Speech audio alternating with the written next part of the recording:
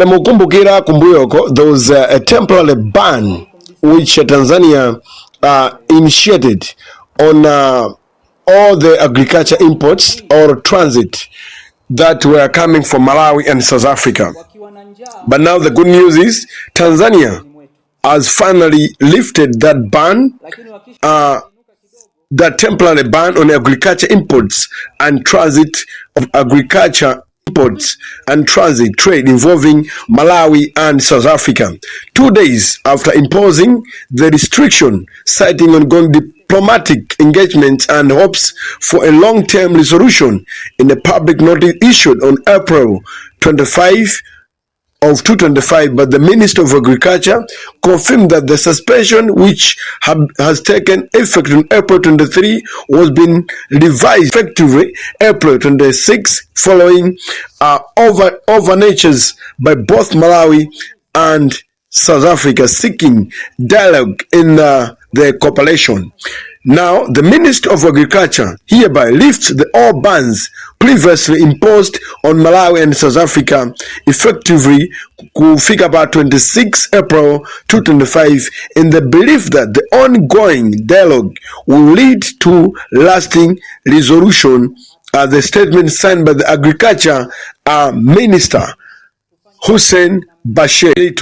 Apapo ndita unena kuti chileso chija chachoka chimene chimabweresa nditu mpungopunge pakati pa Malawi, South Africa and Tanzania kusekedwa kwa maboda including kukodusa kwa agriculture product also.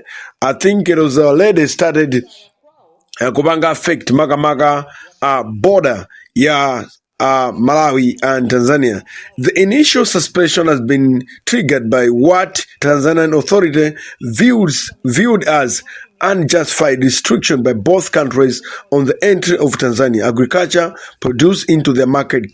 Tanzania responded by halting imports and transit of agriculture goods from both nations following the diplomatic standoff of the government of Malawi and South Africa.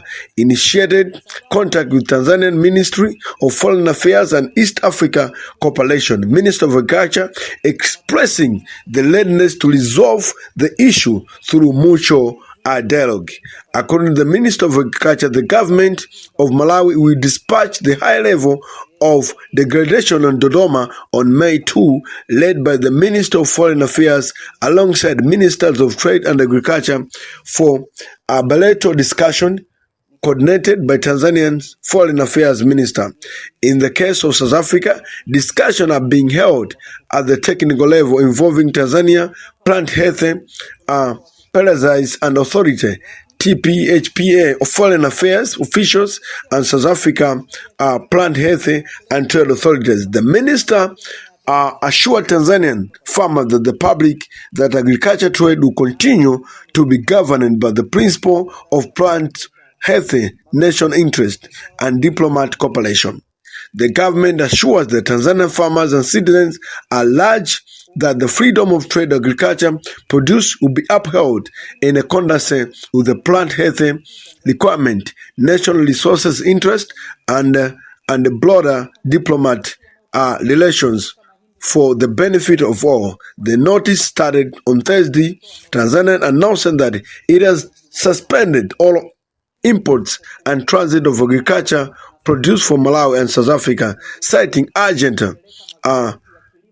concern and what it described as unfair and non-compliant trade practices that are threatened by the country agriculture sector. The ban took effect on April 2025.